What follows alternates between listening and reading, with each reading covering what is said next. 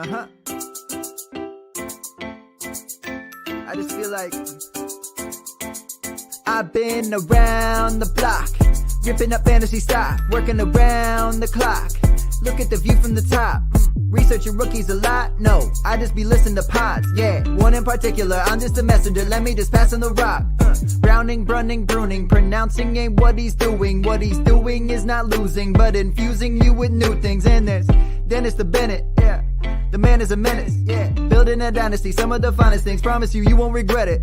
Sly as a fox, cultured in pop. Give him his props. Here is a thought, here is a box. And you cannot compare them at all, so don't even try. Careful with the news, but when you use a take, I take up Tony Fire. I mean Dyer, because anyone else is a huge mistake. Whoa. Fantasy round table, fantasy round table. Yeah. Fantasy round table, come take a look at the crown, baby. Hey, fantasy round table, fantasy round table. Woo. Fantasy round table, come take a look at the crown, baby. Go. What is going on, everybody, and welcome to another episode of the Fantasy Football Roundtable Podcast. We are proud to be a part of the Pigskin Podcast Network. You can find them at PigskinPodNet on Twitter, or you can search the hashtag TPPN. We will hashtag that when we go live, as do all of the other great shows that are part of this network. They have hockey, football, soccer, baseball, wrestling. They do it all. And we are proud to be a part of that group. It is Friday. Dennis and Matt are here with me. We are going to preview all of the Week 18 games for the NFL. Gentlemen, how are you doing on this amazing Friday? Yeah, I'm not doing bad, I guess. You know, it was weird not having football on Thursday. My wife about 9 o'clock was like, wait, was there football on? Are you not you letting me watch my shows? I'm like, no, it's good. There's no football. She's like, no, really? No, I'm you like, should have no, told really? her, yes, there was a game, and I'm still letting you finish. Right. I like the podcasting after dark vibe that you brought to today's show as well. Yeah, I'm inside the house instead of out in my studio, and I was, I'm having trouble. I don't know if you guys have noticed over the past 2 years, but the lighting for me has been generally harsh. And so now I'm trying to figure out. So my off-season goals right now is I'm going to get my studio hardwired to the internet and get my lighting adjusted so that it's not quite so harsh. Because the last thing I need accented is my face. There's no better lead-in to Week 18 than that. 100%. Thank you, Kyle. FF Man Bun did it. He is the GOAT of intro songs for podcasts, especially fantasy podcasts. Dude, he's amazing. Just a good person in general, but he's also very good at creating intros. Dennis, before we do jump into Week 18, though, most fantasy seasons are over. What is a tool that people can use to optimize their lineups and help them either rebuild or continue to be one of the best dynasty teams in their league? Well, we play a lot of dynasty. We're in a lot of dynasty leagues together, and the edge that I have on you guys, I don't know, maybe you have the dynasty GM too, and that's why I don't win as many leagues with you guys. But I have the dynasty GM. Do you want to dominate your dynasty league? The dynasty GM from dynastynerds.com is the tool you need to get the job done.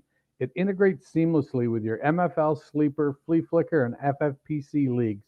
We've got some more platforms being added this offseason, so you'll be able to integrate seamlessly with those as well. Use the League Analyzer to identify your team's strengths and weaknesses. Use the Trade Calculator to put together league-winning deals. The Player Shares Tracker helps you keep track of your rostership. You can get exclusive rankings and more. Use the code ROUNDTABLE for 15% off the monthly or annual subscription. Bundle it with the Dynasty GM, or bundle the Dynasty GM with the Nerd Herd to save even more. That's code ROUNDTABLE. All right, let's dive into these games. We are going to, realistically, guys, just kind of talk about these. I mean, we will give you guys as much up-to-date news that we have on players that are and are not playing, but that is definitely something you guys need to watch through the Saturday and Sunday morning news dumps, because some of these guys might end up getting ruled out in between now and then. But we will keep you guys updated as much as possible. We're going to start with the 11-5 Kansas City Chiefs at the 7-9 Denver Broncos. Matt, What are you expecting from the Chiefs in this matchup? Yeah, no Patrick Surtain and no Ronald Darby. So probably the greatest strength for the Denver defense was that shutdown secondary, but Kyle Fuller has not been shut down. So might be a good game for the passing folks. And I think Kansas City is motivated to try to win, because with a win, if Tennessee is not able to get a win on Sunday, they could still get the number 1 seed. Yeah, that's the big thing is Kansas City has something to play for the entire game. They're going to be without CEH, but we've seen Darrell Williams as a capable replacement. Hell, we've seen Derek Gore as a capable replacement. Not that they run the ball that many times, but yeah, they do have something to play for. And so I would expect they're going to go for it.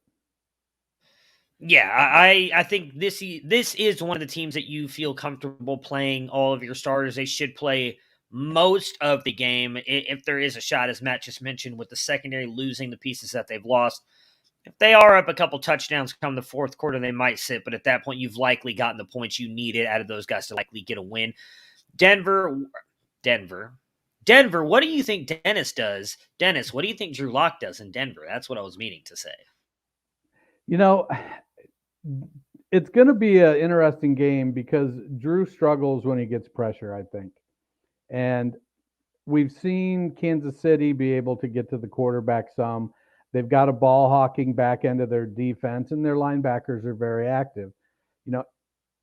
Drew is playing for his future right now, and he needs to have a higher completion percentage, get the ball down the field, take advantage of his wide receivers, and make good decisions and not turn the ball over. Those things don't seem to be playing to Drew's strength. So it's going to be a challenging game for him. I'd like to see him succeed, but he just hasn't been able to put it together. I don't think it's him. I honestly think it's the coaches. The last 2 games that he started, he hasn't turned the ball over. He has made good decisions. His receivers have dropped the ball. Last week, they were missing almost everybody on offense. And Pat Shurmur is not good. We know for sure Shurmur and McMahon, this is their final games on Sunday. If Vic Fangio apparently still has a chance to keep his job, and I'll set aside my personal mornings about that, but they need to have a strong showing. Supposedly this team did all the things that it did specifically to try to beat Kansas City. They've never beaten Kansas City the last 5 or 6 years, no matter what they've done. So they need to get it done. They need to have a strong showing. A lot of the offensive guys have come back off COVID, so that's a good sign. Drew Lock said this week he thinks he deserves to be a starter somewhere. Deserves to me is a strong word. You got to go out and you got to show it. I've been impressed that he's avoided some of the turnovers, but he hasn't made a lot of exceptional plays. It is hard for me to tell if that's him being afraid of making a mistake, or some of the play calling, or frankly, some of the skill position players they put around him. But there's a lot of pressure on this game for him and his future. With all that being said, I don't know that he gets it done. He could have a good game, but I don't think that they beat the Chiefs. I'm taking the Chiefs to win the game. So am I. Only an idiot would take the Broncos. The 11-5 Dallas Cowboys at the 9-7 Philadelphia Eagles. Neither one of these teams has a ton to play for here. They're for the most part locked into their seeding. I mean, they can move up and down one spot each based on if they lose this game, but realistically, there's not much changing here. So, Matt, what do you expect from the Cowboys backfield with Tony Pollard being ruled out? Yeah, if you were in a fantasy final last week, the Ezekiel Elliott performance did not help you. And we saw the last time Pollard was going to be out, we thought it was going to be a big boon to Ezekiel Elliott's workload, and they used a heavy dose of Corey Clement. I just don't think that it's in the cards for him to have a big workload. Like you said, too, not a ton to play for. I wouldn't be surprised if we see the starters play a half and maybe start peeling guys out. But I think we're going to see a heavy dose of Clement or another back. That's funny. I have one note for the game, and that's a healthy dose of Corey Clement. So I think that's it. Like last week, they were playing from behind. Zeke had 9 touches. What did he have? 2 targets, 1 catch, 9 carries.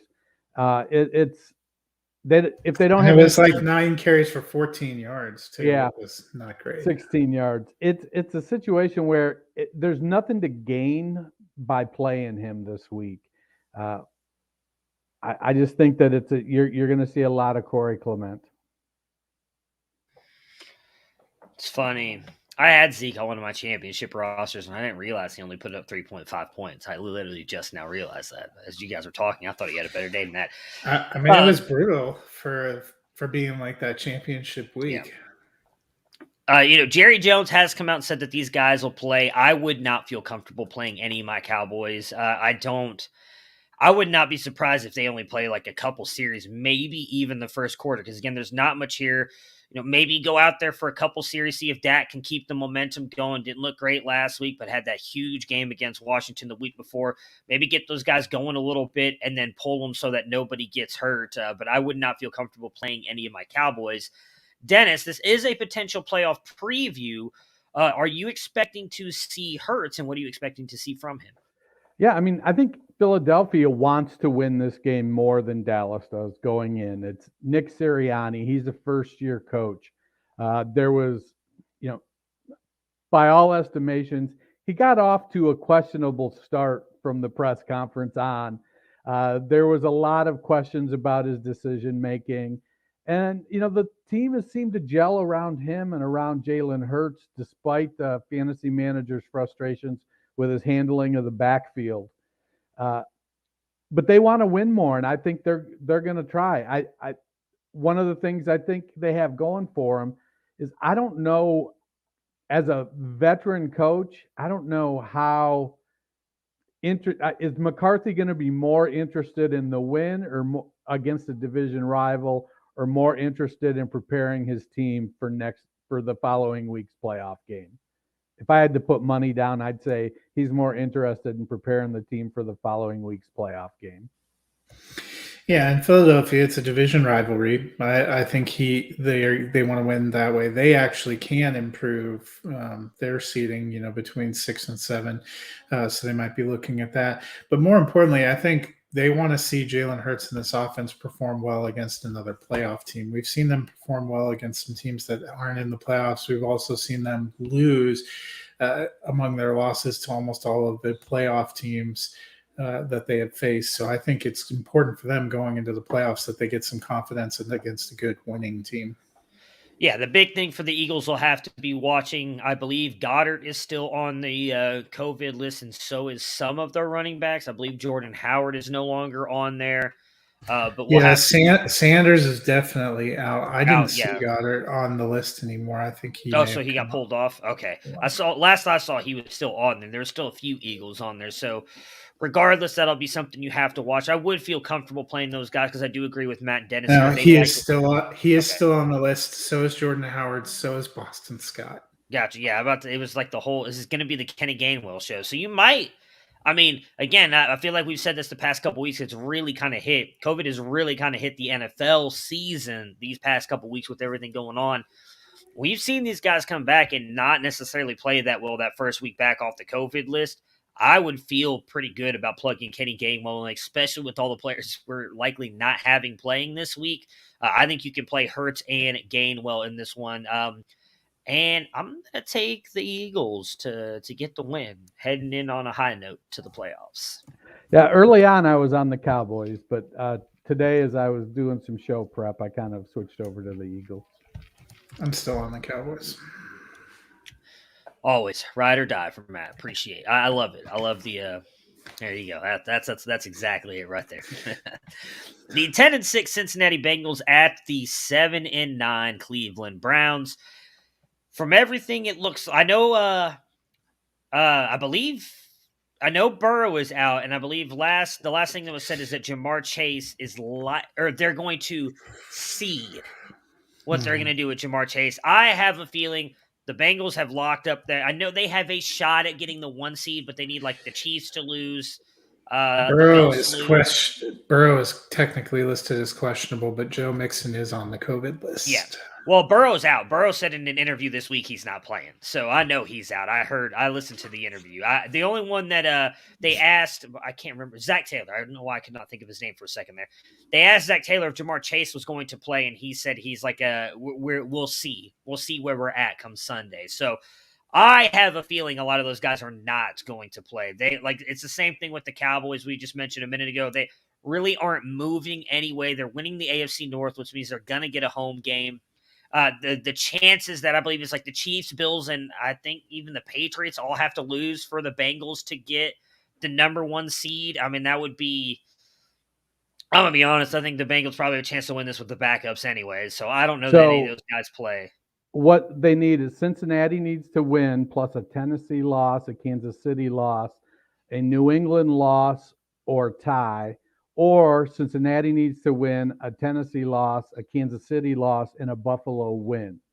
So basically, we're going to know. So my thought is they'll know Saturday night when Kansas City wins that they're not going to get the 1 seed. But I thought a loss and a Buffalo win would ding from the 3 to the 4. Maybe. It might, but they still get the home game. I don't know how much. Yeah, I don't know how much. Winner, it's still going to be a home game. Yeah, but it's a home game potentially against either the Bills or Patriots versus a home game against the Raiders or Chargers. Well, I mean, I'd rather play the Patriots than the Chargers, but I don't know. I know they're sitting Burrow, so I mean that part of it. I wouldn't play any of my Bengals. I don't even know who their backup is off the top of my head, if I'm being honest. So I don't know who's the quarterback's going to be. Kyle Allen or one of the. No, Kyle Allen's in Washington. It's probably Brandon Allen. Yeah. Oh, Brandon. Yeah, good old Brandon. So I don't know how much he's going to be able to feed. P-Ron would be the one that I'd play because I don't know how much he's going to be able to feed Higgins if Chase goes out there and play. I just think the Bengals are willing to make sure everybody's healthy going into next week because it's going to be the first playoff game they've had in a while. I don't blame them. So I'm not playing any of them. I mean, Dennis, you mentioned P-Ryan. Is he a guy that you'd feel comfortable throwing in your lineup?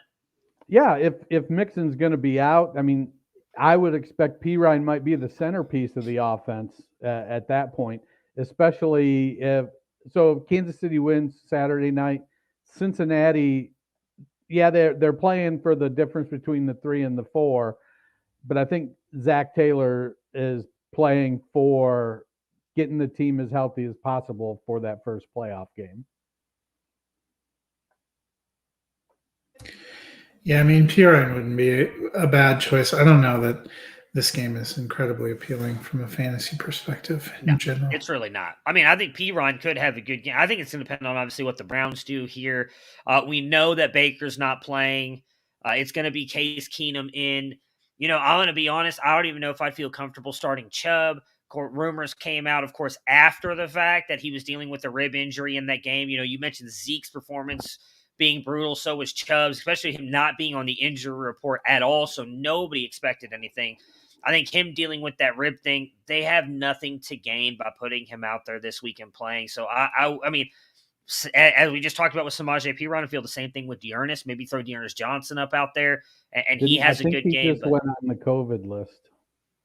Oh, I think you're right, actually. I do. I think that you're – so who knows? You're not playing anybody on either one of these teams. I'm picking the Bengals to win. I have nothing else to add on this game. Do you guys want to say anything, I guess? Well, you're right. Dearness Johnson went on the COVID list, but it looks like Kareem Hunt could play. Yeah, I'm taking the Bengals. As far as what's going to happen with the Browns, I don't know. They didn't pick up Baker's fifth year, or they did pick up Baker's fifth-year option. He's going to want to go into next year with an extension. I don't know that the Browns are willing to give him an extension. If they do, I think it comes down to that, what your, a bird in the hand is worth two in the bush approach. They're a running team, and theoretically with the running backs and offensive line they have, but some weeks it seems awful crazy they don't run near as much as they should. But no, it's the Bengals for me. Yeah, I took the Bengals too. I think it's going to be another long off season in Cleveland. Unfortunately, the 12-3 Green Bay Packers at the 2-13-1 Detroit Lions. Matt LaFleur has come out and said that he wants to see Aaron Rodgers and Davante Adams play. That being said, they have the 1 seed locked up. Even with the loss here, they're not losing it. You know, Aaron Rodgers is still dealing with the quote-unquote toe injury. How much do you think we see of these two? And let's even throw Aaron Jones in there. How much do we see of the top 3 guys in Green Bay this week? I think they probably play a half. Probably play a half, do a good half. If I was Matt LaFleur, I'd be interested in getting another look at Jordan Love since it's Detroit.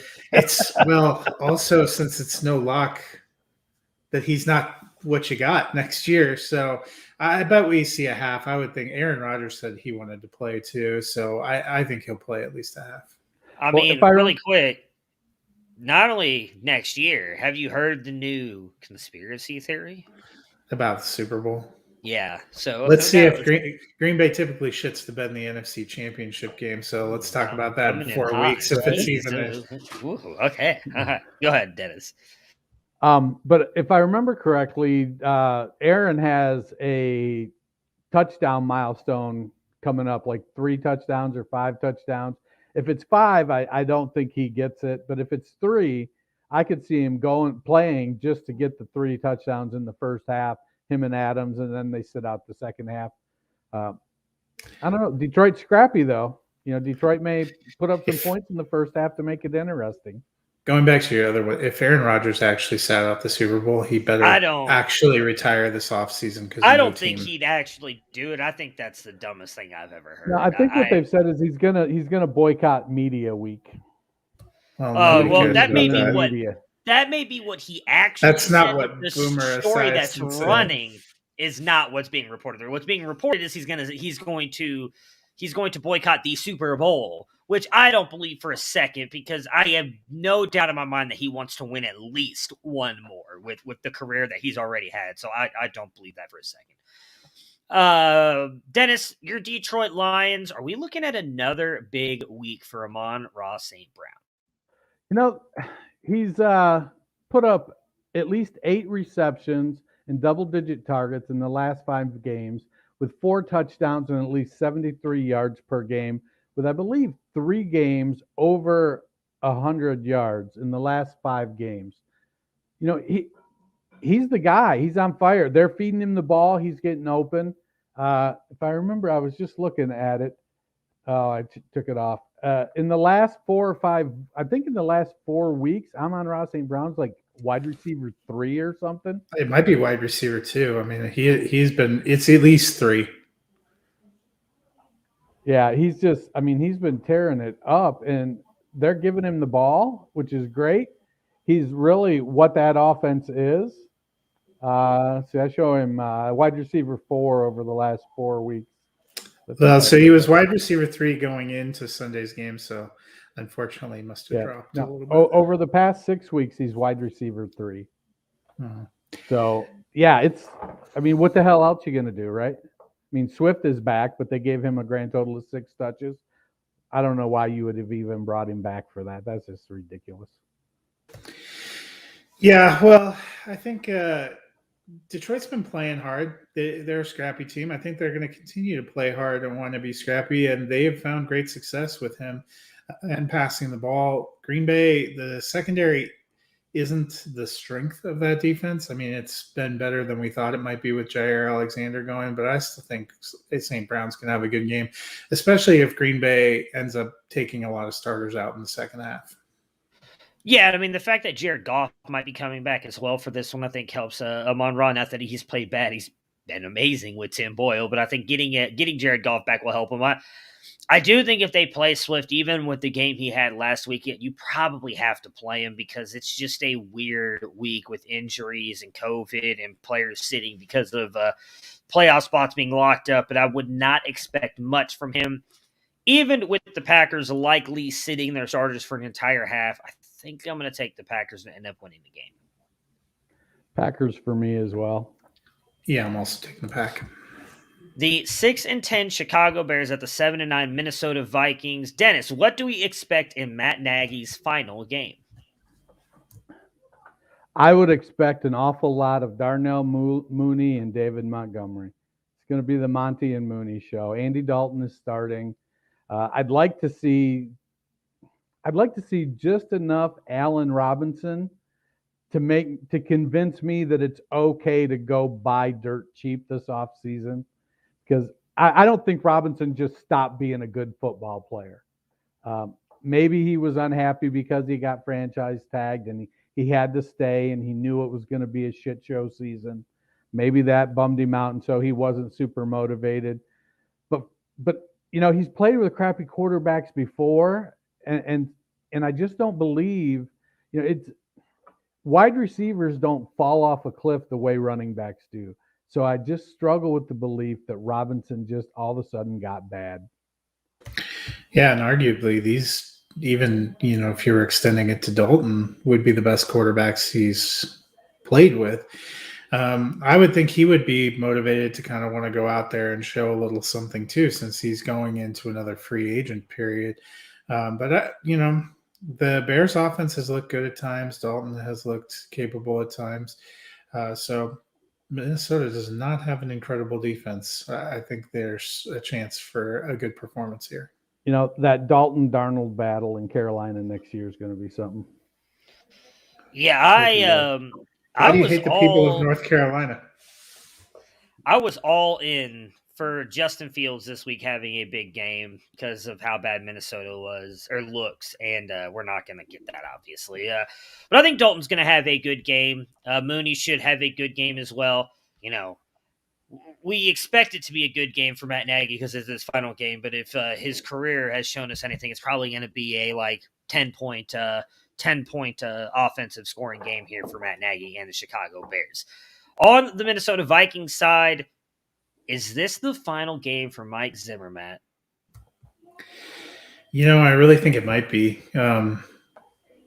Honestly, if you watched that game last week, it sure as heck felt like his team may have quit on him, or his coordinators may have quit on him, because they really got trucked in a game that they were supposedly trying to win. He's taken a lot of flack for that Sean Mannion decision. And this is the second losing season in a row. They just have not achieved anything with the money they've invested in him and Kirk Cousins as a tandem, and I think that they're going to be looking hard at making some changes. I mean, they're sort of in the situation where, so they've had a couple down years. He's been probably an above average coach prior to that, not much above average, but he's made some playoffs, had winning records. And it's like, do you want to take the risk of him coming back next year and going 10-7, whether you make the playoffs or not? And now you had 2 losing years, and now you're going to fire him after a winning season. So I don't think they want to put themselves in that situation. They know they're going to probably be moving on from Kirk in the next year or two. They might as well. I mean, it sure feels like it's the end of the road for Zimmer. Well, and those two don't get along at all. So if they do think that they want to keep or need to keep Kirk Cousins for one more year, they may benefit from moving on from new age Jeff Fisher. I mean, I'll be honest. Kellen Mond, when he got in the game, really didn't give me any indication that they shouldn't have went with Mannion. Yeah. I mean, I've been saying that since the beginning of the season. It's not that I think Zimmer's a bad coach, because he was very good for Minnesota at the beginning of his contract there. I just think it's one of those things. He's just had his run. Like, I just don't think he needs to be there anymore. I think they just need a new voice. Matt, I don't know that he's as bad as Jeff Fisher was, but I think you can use that as an example. Like, it was time to get rid of Jeff Fisher with the Rams, and then look what Sean McVay did in 1 year.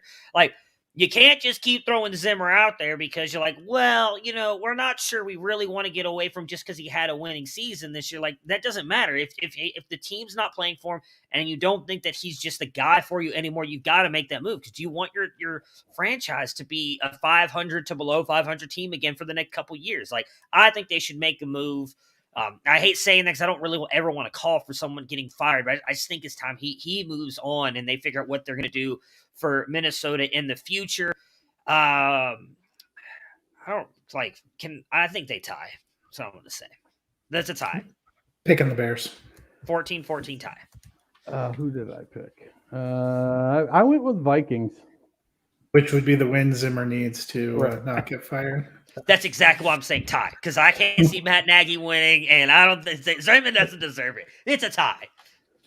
No, I think the negotiation is going to be Zimmer's going to be like, "Hey, I won that game," and the Wilfs and Rick Spielman are going to be like, "Yeah, man, but it was the Bears, okay? They go out, hang 50 points, and win over the Bears." You want us to give you credit? You want us to give you extra credit for that?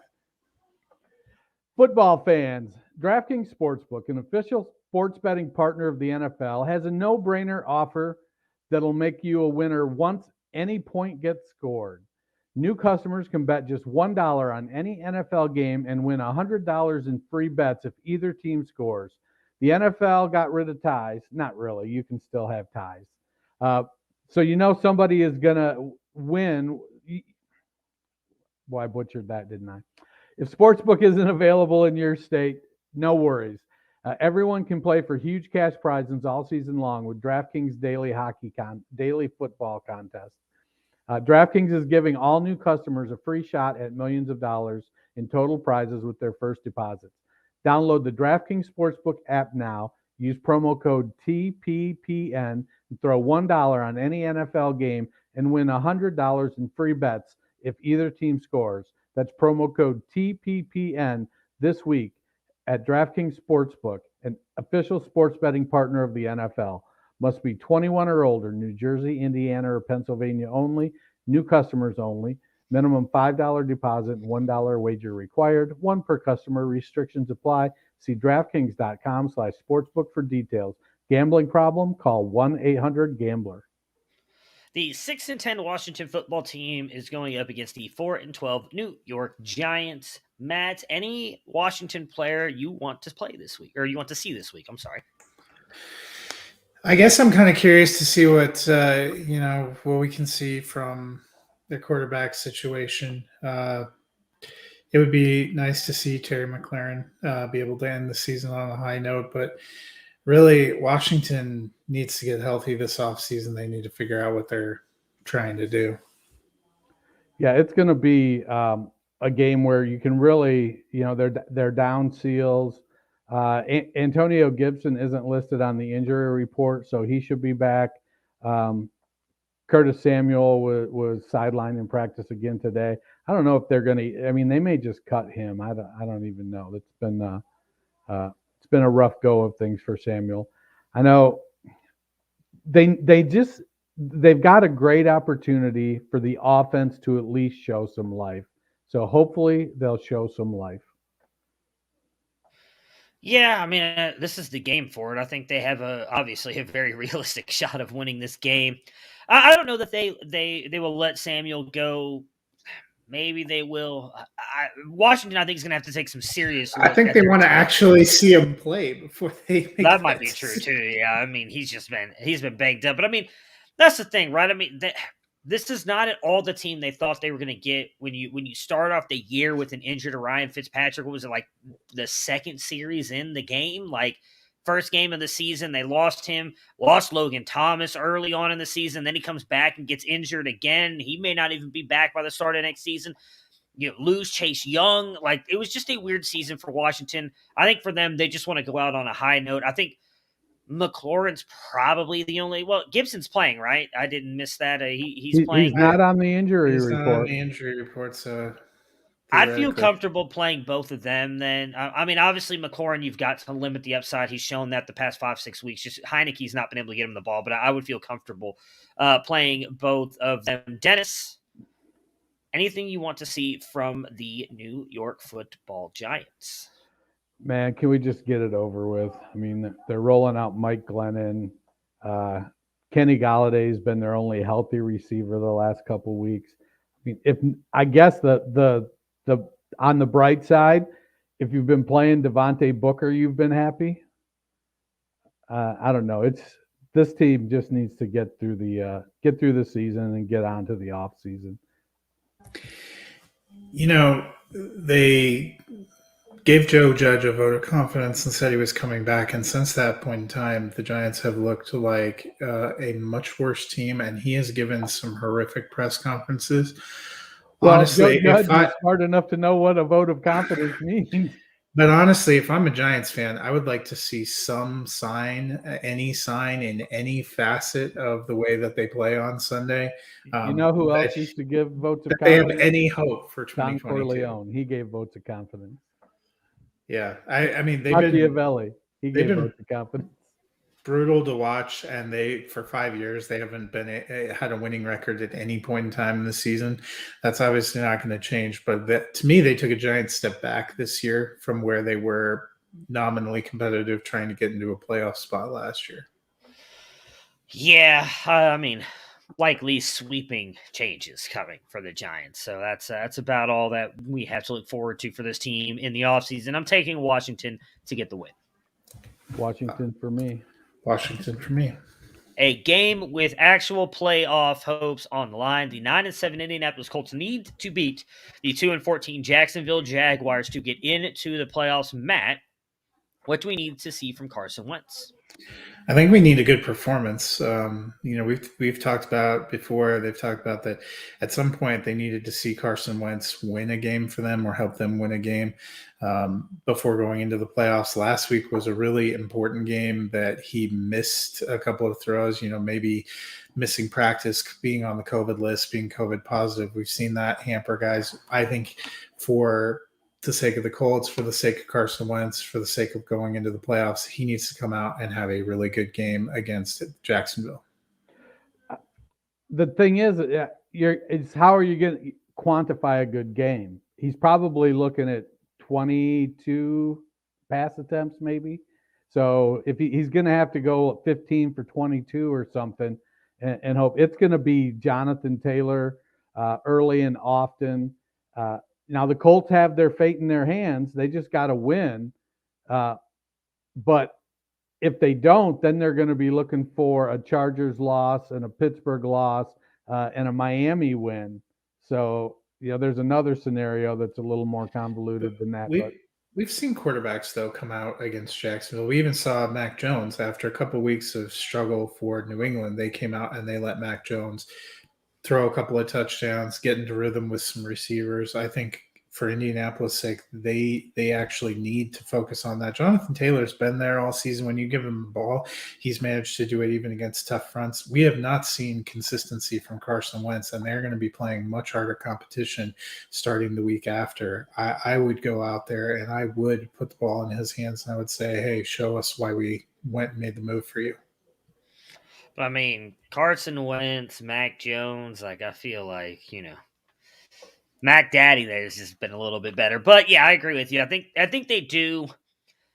I would not be surprised if they lean on Jonathan Taylor early. If I'm remembering this game correctly, last time, didn't he have a bunch of big runs to start off this matchup? Was this the Thursday night one where he put up 50 points? They also threw the ball to him. He had a huge reception, I believe. It was a 70-plus yard. Yeah. And hey, you know what? That's a decent play for Carson Wentz. You throw it to the guy that's open and make a play. It doesn't matter how you do it. I just think, from a personal standpoint, it's not a great team you're playing against.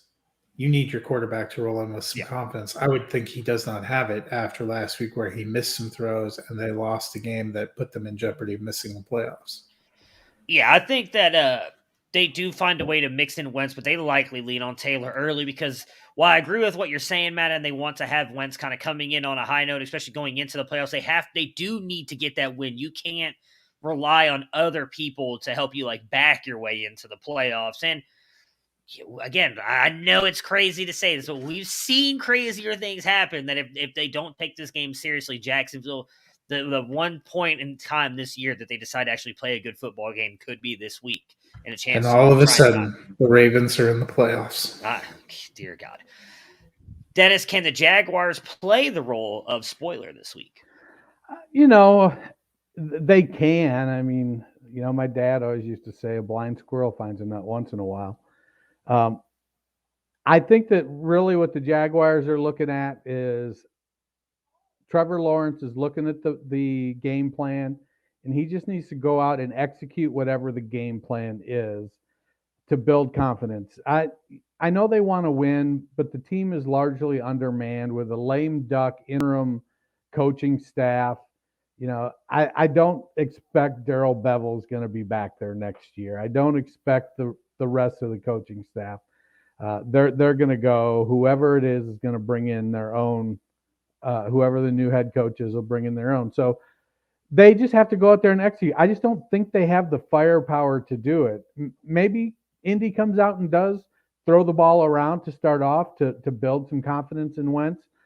I don't know. I think if I'm playing DFS, I might be trying to use Nyheim Hines as a guy to buy down at the running back or flex position, because he could get 20 carries or 20 touches in the second half.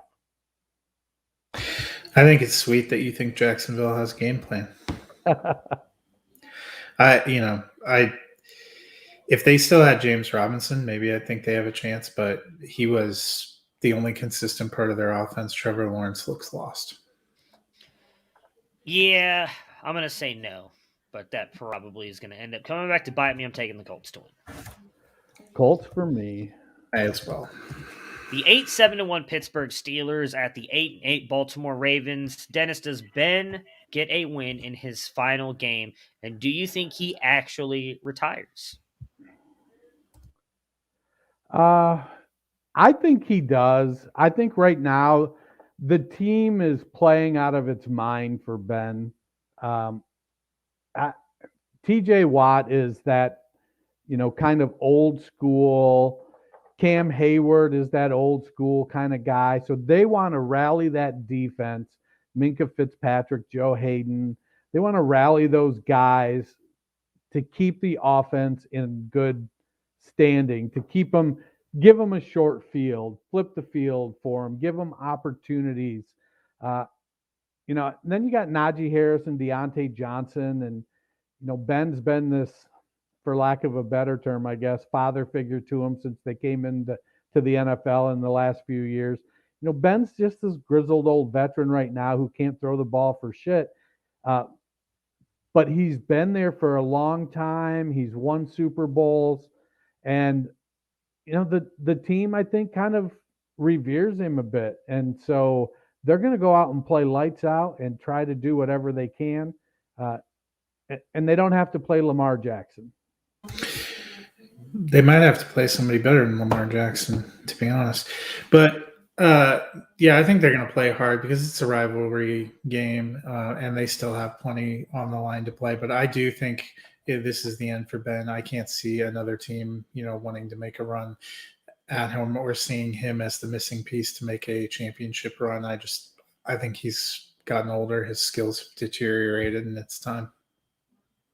Yeah, I think he's done. I mean, if you just look at the last couple of games they've played, he doesn't look like he has it anymore. He is not the same Big Ben we have seen for 17 years of his career, which is insane to say that he was that good for 17 years. It just looks like that same drop-off we saw out of Peyton Manning that last year in Denver. He just doesn't look like the same quarterback. I'd be very surprised if he doesn't end up retiring. And I'm going to be honest, I not just because of what he's done to Cleveland, tortured me pretty much my entire life, but I also think it would be very cool for him to do it as a Steeler, because it seems very rare nowadays that we get these players stay with one team their entire career. You could see how much it meant to him, that Monday night game. Like, even after they lost, I stayed and watched a lot of that, seeing how much that playoff, because I didn't know how much that playoff loss meant to him last year when the Browns beat him. I thought he was crying just because he was like, holy shit, I actually lost to the Browns for once in my career. So to hear all that stuff that they talked about and how much that meant to him, I do hope that he does. Because again, the one thing I will consistently say about the Steelers, as much as I hate them, they are a very well-run franchise, and I do think it would be very cool for them to have a quarterback that has meant so much to them retire with them only being on that team. On Baltimore's side here, Matt, can the Ravens stop their 5-game losing streak? I think they can. I thought their defense played pretty well last week against a difficult Rams team. Their their play against the run needs to be pretty solid. But we saw that opportunistic secondary be able to take a ball back to the house against Matthew Stafford. I think they could do something similar to Ben Roethlisberger. Yeah, initially I had picked the Ravens to win this game, but the more I talked through the team's reverence for Ben, despite Ben treating Cleveland most of his career, like a college girl in a bar, the team holds him in high esteem, and they're going to play hard for him. And I like what Huntley's done. He's going to be a free agent this offseason, but he's an exclusive rights free agent. So he's not likely to go anywhere. He's going to be back in Baltimore, backing up Lamar. But I just think that the Steelers are going to be high on that Big Ben last game juice, and they're going to be too much for the Ravens to handle. I disagree. I'm taking the Ravens. I'm taking the Ravens too. I'm taking the Steelers. They're gonna be all. I agree with everything you're saying. The weakness of that defense is the secondary, and I don't think Ben can challenge it. So I'm taking the Ravens to get the win. The 11-5 Tennessee Titans at the 4-12 Houston Texans. Matt, how do we feel about the Titans heading into the playoffs? A win here, they lock up the 1 seed. A loss and a couple other things going different ways, and they will lose it. Yeah, and I think, we saw Deonta Foreman in that running game really take over last week. I think they will have a chance to have another good week. Houston gives up huge chunks of yardage on the ground. Also, probably want to get A.J. Brown going again a little bit, and then they will have a week off and might actually come out of it with Derrick Henry. So I think they're sitting in a pretty great position.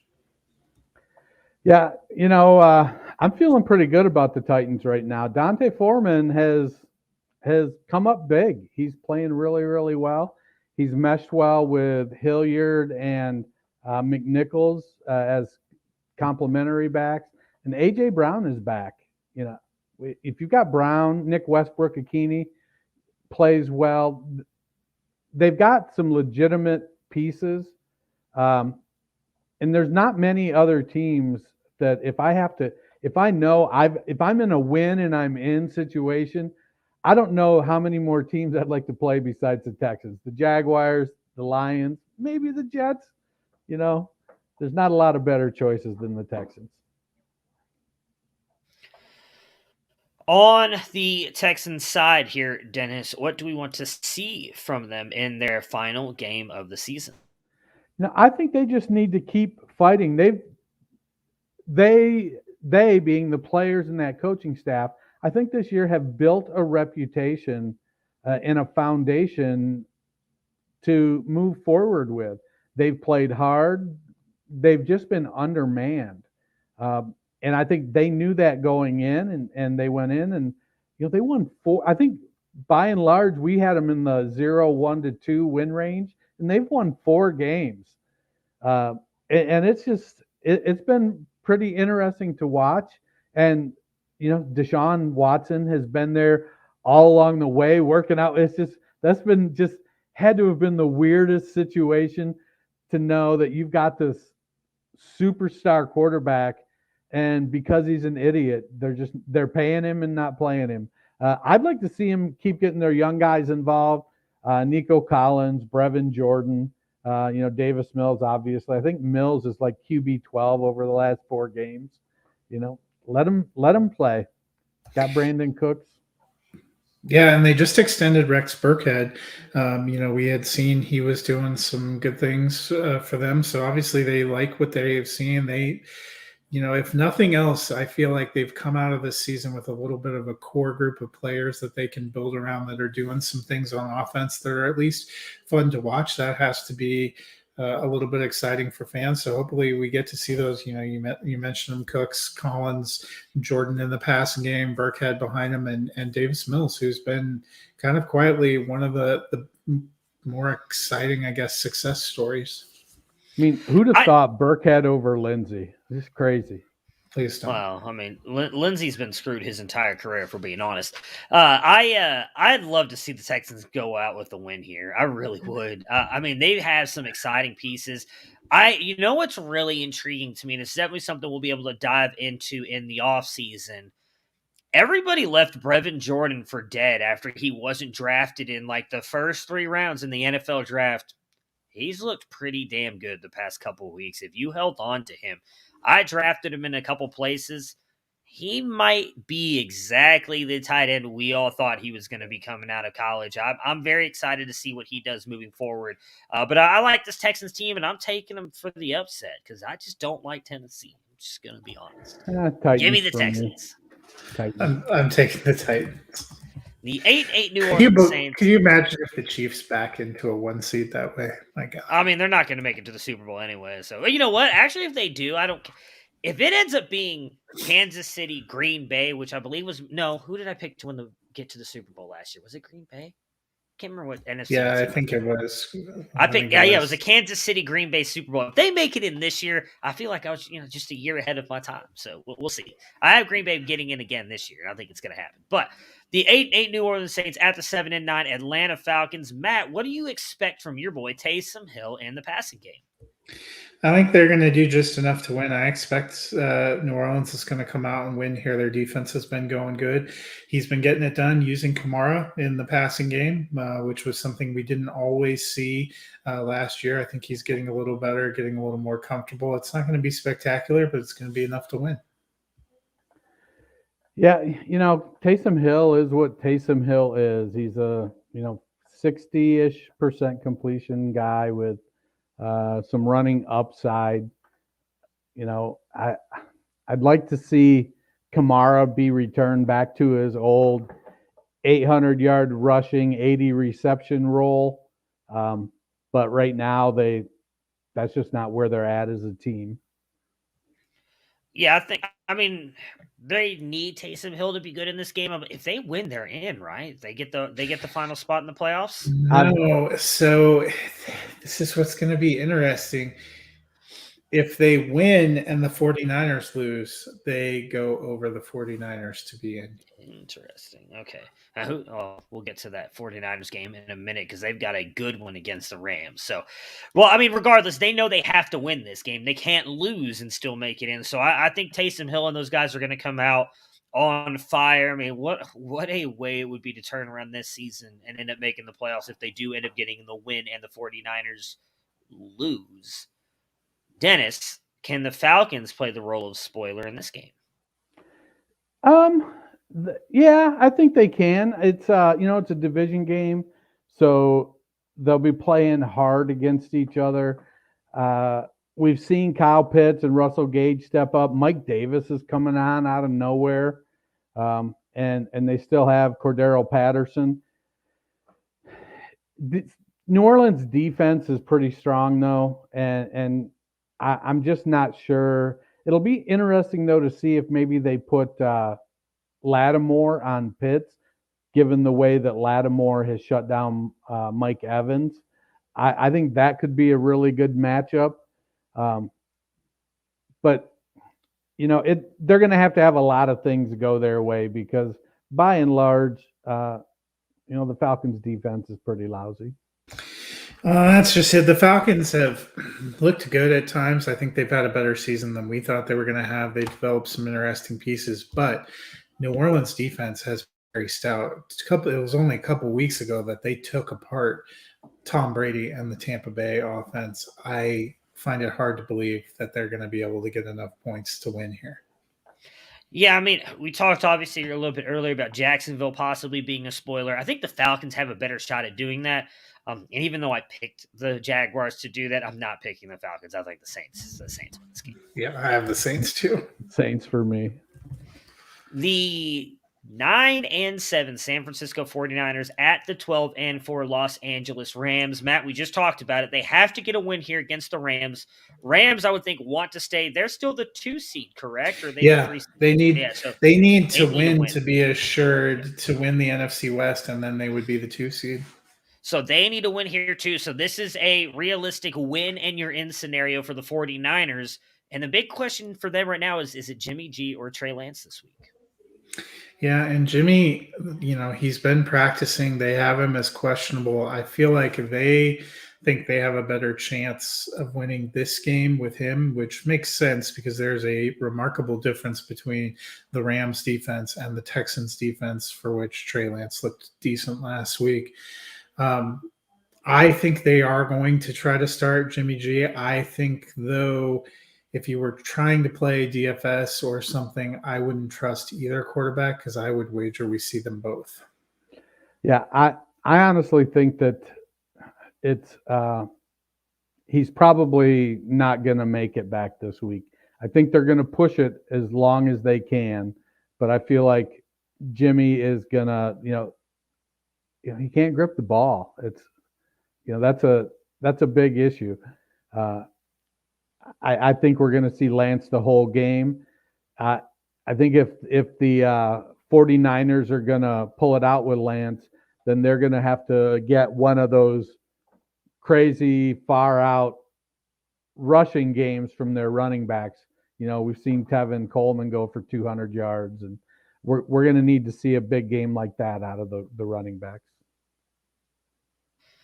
Yeah, I agree. I do think Lance is going to end up being the guy here. Again, it's a win and you're in scenario for them. If Jimmy G is having any kind of issues whatsoever, I don't think you can risk it. Lance looked decent in that game. They seem to trust him more throwing the ball as well. He was actually passing the ball a lot more in this game. I think was it week 4 or 5 that he got that start earlier in the year. They seemed to be running him a whole lot more. They were running him a whole lot more back then. So I do think that they trust him a little bit more. And he's got the upside. I think this is the kind of quarterback you need to beat a team like the Rams, because the Rams are a very good football team. Matt, what do we want to see from Matt Stafford heading into the playoffs? Had a couple down weeks here in a row. Does he need to have a good game to kind of bounce back heading to the playoffs? I think you want to see some consistency and being able to avoid the costly mistakes. That's really, they've won in spite of some of Stafford's play. He really did lead them down to get that touchdown they needed to win last week, but he kind of put them in a hole early with a couple of those interceptions. I think even he would like to see the turnovers clean up before you hit the postseason. Yeah, Stafford needs to, I think, just get out of this game healthy. And, I was just looking to see if Whitworth is back. I can't remember if he was injured or if he went on. Let's see. I think he played last week, I thought. Yeah, he was on the COVID list. So, yeah, they need to have a balanced game. OBJ is coming on good for them. It hasn't impacted Van Jefferson too much. Cooper Kupp is Cooper Kupp, and as much as Kupp came out this week saying he just didn't think it'd be right if he broke Calvin Johnson's record with an extra game, it's not like he's going to stop catching passes if they throw them at him. And Cooper Kupp has been phenomenal this year. Sony Michel's been good. It's I hope they're smart enough to not activate Cam Akers to the active roster. But yeah, I think they just want to get through healthy and win the game. Yeah, I don't think that they will. And I'm with you. I will say that I like the way Cooper Kupp handled that. They're never obviously going to create a separate record book for players who now get to play an extra game in the regular season. I mean, they didn't do it when we went from 14 games to 16 games. Why are they going to do it now? One thing I will say is, I don't know why, maybe it's the nostalgia in me. I'd really love for him not to break the record. There's something about Calvin Johnson that just speaks like peak. One of the best wide receivers to ever play the game. And not that Cooper Kupp's not good, because he is, but I don't know that he's on Calvin Johnson's level. I'd love to see him keep that record. With that being said, you know what? I picked the 49ers to make the playoffs. I'll take the 49ers to win this game in an upset. Last second field goal. Rams for me. Rams for me as well. The 10-6 New England Patriots at the 8-8 Miami Dolphins. Dennis, what do we expect from the Patriots in this rematch? Harris is currently questionable. Well, I think they'll run the ball as much as they can. That's what they like to do. We've seen the tight ends be dangerous at times. We've seen Kendrick Bourne and Aguilar is going to be out. Who's Jacoby Myers? We've seen them be very productive. It's going to be an interesting game again. It's Belichick against a former coach, and by all means, the Dolphins didn't have the year I think they expected or that I expected.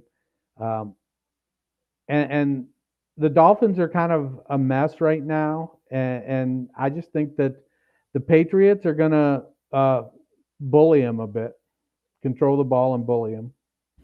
Yeah, and the Patriots still have plenty to play for because they still have a chance that they could win their division, which would be, a big move. It's not as likely since the Bills are playing the Jets, but you got a chance. I think they're going to play hard. They lost to Miami in game 1 in a game they probably should have won. I think they'd like to turn the tables.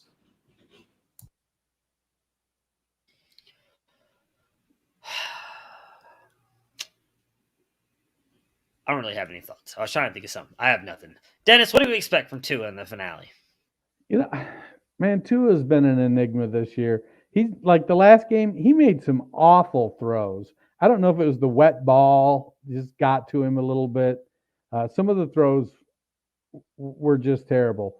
But man, there are other times where he is so spot on and he's clicking with Waddle. He's had some great games with Parker, some great games with Gesicki.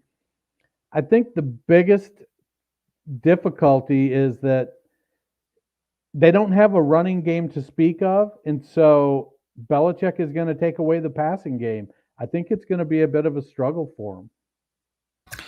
Tua's future is hardly secure, as we've seen. And as you mentioned, in a game that was pretty crucial last week, he looked off, and that raised some more questions. I think he was going to want to come out and play well, and I think Miami wants to come out and play well and get a win here. So I expect a decent game. Yeah, again, we talked a little bit about this. It was either on Monday's show or last week's episode that I don't know that all this is on Tua, but yeah, he's not been great. It would be a good thing, I think, for them and the Dolphins if they were to at least end the season on a high note by winning instead of losing 2 straight and going under 500. I mean, they obviously are probably not thrilled with the fact that they could have been playing for a shot to be in the playoffs this week had they not lost to Tennessee last week, but maybe take some kind of solace out of this game with getting a win against the Patriots, but I don't see that happening. I'm taking the Patriots. Patriots for me.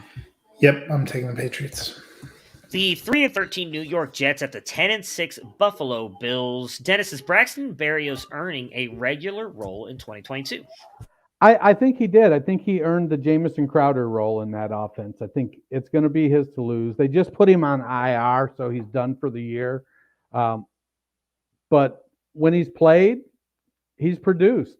And whether it was veteran deference or whatever it was, I think Jamison Crowder's time has passed. I think you've got Elijah Moore on the outside. You got Michael Carter in the backfield. And you've got Berrios in the slot. You have to figure out that other outside receiver, figure out what's going to go on with tight end. Corey Davis. Offensive lineman. Yeah, like I said, you got to figure it out. I think they're pretty locked into Davis with that contract they did. But this is the second season in a row Braxton Berrios has quietly hung on and ended the season strong and really shined when they've given him a chance. And I think I agree with Dennis. I think he ends up being their kind of wide receiver 3 in 2022. Yeah, I mean, especially if they really want to move Elijah Moore to the outside and let Braxton Berrios play in the slot. I don't see why not. Maybe they draft somebody, but it's going to be an interesting team. I mean, Zach Wilson has definitely looked better the past couple weeks as well. Maybe you get Corey Davis playing well as well next year. I mean, the Jets have some interesting pieces moving into 2022. Matt, will it be another strong game for Devin Singletary? Yeah, I think they found something that works using him and mixing him in there. The Bills, again, are another team that they do need to win this game to lock up the AFC East, to lock up a seed, and I think they're going to lean into that. Yeah, I like what they've done with Singletary. And, he's a guy that's not an exceptional talent, but he's above average. And he doesn't have the size maybe to go 20 touches a game or 20 carries a game, but give him the opportunity and he produces. And I think they've got to maybe start to move a little bit away from Josh Allen goal line offense And Singletary has shown that he can gain a yard when they need it, or 2 yards. He's got good enough speed. He sees the hole. He's a quality running back. I think he's leading the way going into 2022 and into the postseason.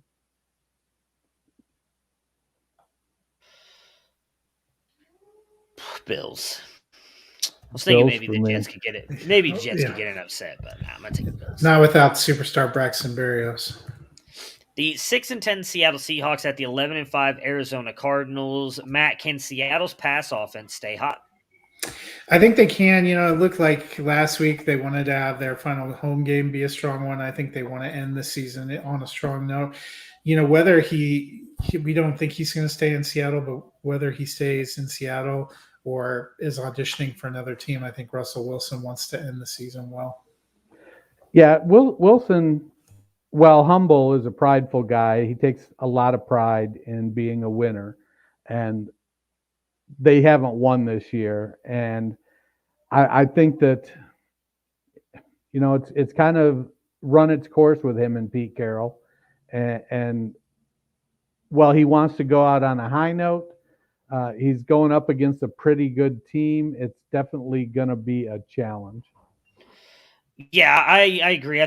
I said it early in the year. I don't know that they move on from Russ. I think it's probably Carroll that's going to be gone. But if there is a shot that Russell Wilson is moving on, I do think he wants to not only go out and have a good game, but possibly even beat Arizona and knock them down a peg, make sure that they don't have a shot to win the NFC West. Dennis, what do we expect from the Cardinals with the possibility of no Edmonds or Connor in this game? Well, Edmonds was ruled out today. Connor is still questionable. I think we've seen with Connor that if he can play, he's going to. So I expect Connor to play, and honestly, I expect him to carry the load in that backfield, even dinged up. I think he'll be able to gut it out. But the passing game is really clicking for them, even with D-Hop out. Christian Kirk has stepped up. Zach Ertz has slid right into that tight end spot there, and the Cardinals have all of a sudden went from a team that is not only terrible against tight ends on defense and they don't use it on offense to taking a 77-year-old tight end and making him fantasy viable, almost fantasy elite. Yeah, the hope has to be that Connor is able to go, to get him out there. But I think it could also be a chance for, Benjamin to get in there and show a little bit of what he can do. The Cardinals kind of got things turned around and looked really good last week against the Cowboys, getting that win, getting their momentum and their mojo back. I think they're looking to try to keep some of that going as they roll into the playoffs. Yeah, I'm sure that they definitely want to get a win here. I don't know that they have to rely on the running game that much. The Seahawks are not a great defense. Maybe it's a chance for Kyler to go out there and kind of dominate passing the ball like he was earlier this year. Dennis, you mentioned Zach Ertz kind of coming over there and almost in a way revitalizing the back half of his career. I think it would be a really good thing for the Cardinals if they're able to go out there and kind of pass and put up some points with Green, Kirk, and Ertz and Kyler Murray having a good game again leading into the playoffs. And I do think that they do that. I think the Cardinals get the win. I'm taking the Cardinals too. Cardinals for me.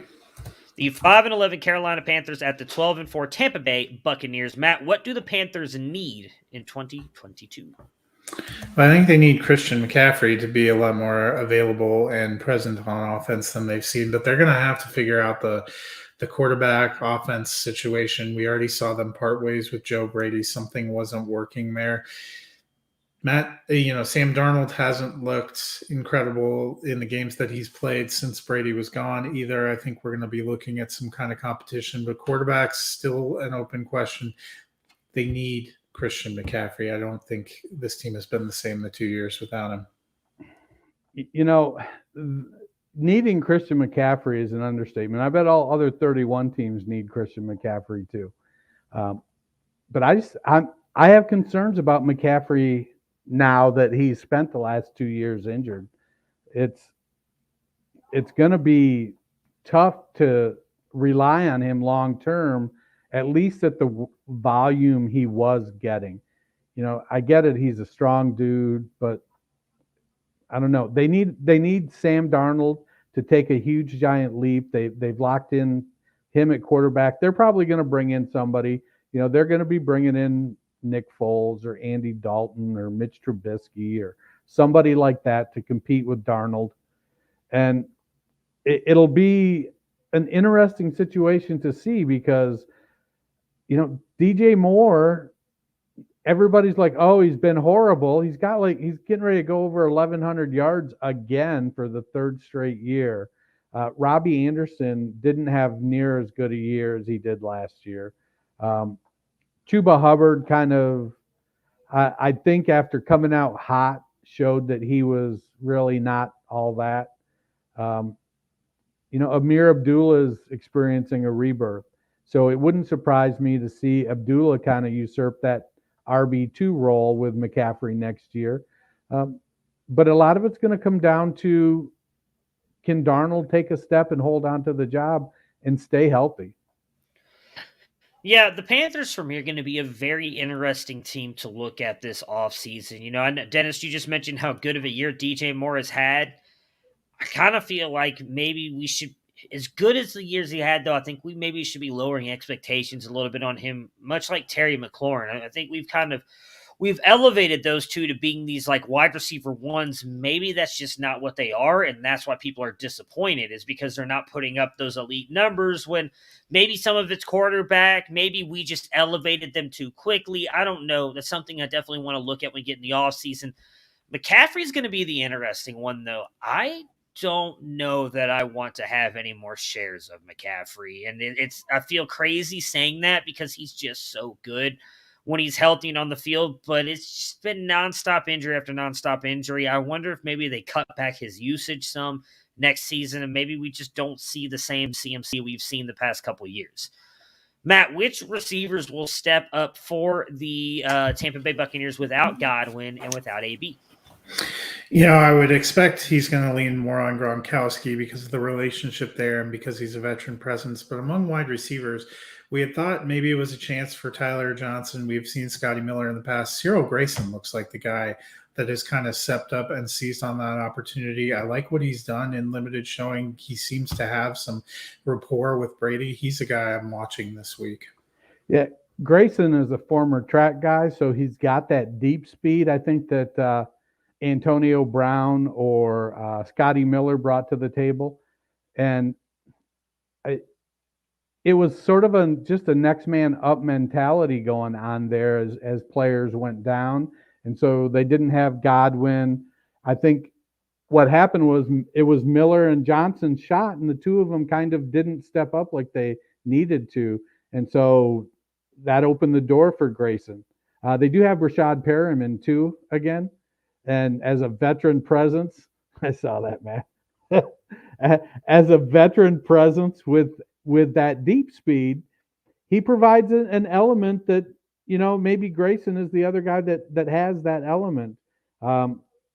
They can double and triple up on tight ends with Howard, Brait, and Gronkowski. So there's no shortage of short to intermediate range targets. And as long as the coaching staff, I think, can bear not having those great big giant plays, they could just grind the clock with, 7 to 10 yard passes all day long. Brady's done that in his past. He doesn't care. He doesn't need to have the splash play. He wants to win. He wants to break your spirit. And if that means 10-yard passes, 8-yard passes, time after time after time, he has no qualms about going that route. Yeah, I would expect it to be Gronk as well. And I'm going to be very intrigued to see what happens in this game because, and I'm one of them, I will fully admit this. I feel like a lot of people are now starting to doubt Tampa Bay because of everything they've lost on the offensive side of the ball. And I feel like that just fuels Brady's rage even more. And he's going to end up going out there and just running right back into the Super Bowl. But, they've got some challenges ahead in losing AB and Godwin because that offense was at times almost unstoppable having those two players, and Evans still dealing with an injury, not quite looking like himself either. It's going to be a very intriguing offense for them heading into the playoffs. All that being said, I don't think the Panthers have enough to keep up with them. I'm taking the Bucks. Bucks for me. And for me. All right, the Sunday night football game, in my opinion, the best game on the schedule, and obviously a ton that matters and a ton on the line here for the playoffs. The 9-7 Los Angeles Chargers at the 9-7 Las Vegas Raiders. Win, and you are in. Matt, how do we feel about the Chargers passing game this week? Mike Williams has been a little bit better the last couple of weeks. They've got Keenan Allen going. Hopefully, see a little pickup from Austin Eckler. I think they need all those kind of pieces going. When they played the Raiders earlier in the season, it was kind of a 28-14 game that wasn't even as close as the score made it sound. So I expect they're going to want to go out and put together a good game. They were really strong last week in Denver against Denver in a must-win game. I think we'll see that again. Yeah, I think the Chargers have to not turn the ball over, and if Herbert doesn't kind of take those too big of chances, they've got all the parts. They've got Keenan Allen, Mike Williams, Josh Palmer, Austin Eckler, and Justin Jackson. So they have all of the parts on offense. They just have to stop the Raiders and not take chances that lead to mistakes. Yeah, I mean, Herbert, I think, is going to have to go out there and have a good game because I think the Raiders are actually going to bring it in this one. I mean, they're at home. It's a big game. The one thing I think working in the Chargers' favor, they have played much better on the road than they have at home. And I do think they have the better team, but we've seen Herbert kind of have these bad games and decent matchups. So I do think I'm with you guys. He's got to limit the turnovers, and I do think this game is going to fall on his shoulders one way or another. Dennis, Waller was limited. Do we see him, and do the Raiders need him to beat the Chargers? I think they do. I think if he can play, I think he's going to play. We've seen Zay Jones come on here lately. I think he had a 10 or 12 target game last week, went over 100 yards. Josh Jacobs has been playing really well, but Darren Waller is a difference maker. I think that he's been close to coming back, and I think it's sort of a situation where they looked at it and thought, well, if we can get him fully healthy and still have a shot to make the playoffs, then let's do that, and we'll take our shot. Yeah, he is a difference maker, a different kind of player. I think if they can get him where he can play, that will be a big win for them because that just gives them another weapon alongside Jacobs and Hunter Renfrow. Yeah, I mean, with how dominant Hunter Renfrow has been he's been dominant all season, but how good he's been with Waller being out as well. If they could get Waller back, against the Chargers team that has not necessarily been that good on defense, I think it would be huge for the Raiders. I'm so torn because I want to see the Raiders make the playoffs because of the season they've had, but I stand Justin Herbert like nobody stands anybody. So I don't know what to do here. I'll let you guys go first. I need to think about it. So. I'm taking the Chargers. I am taking the Raiders. Let's go, Justin Herbert. I love you. I want to see you in the playoffs. Baker's never going to get back there, so I need one of my favorite quarterbacks to do something. So please help me out here, Justin. Never is a strong word when he moves over to the Pittsburgh Steelers and takes them to the Super Bowl next year. Why would you even put that out in the world? Why? All we can say is it's a good thing that Matt didn't make a tattoo bet on Baker Mayfield. No, I would never be that stupid. I'm stupid. I would never be that stupid. I love Baker. He is not Justin Herbert. All right, that will do it for us today. I got one more thing before we go ahead. out. So I just want to give a shout out to Joshua Klug. He won the Dynasty Nerds Give Back Best Ball Dynasty initial championship. Took home the championship belt from Trophy Smack. It's a best ball dynasty, so while we don't have to set in-season lineups, We're still making waiver moves. We can make trades. We're going to have a rookie draft.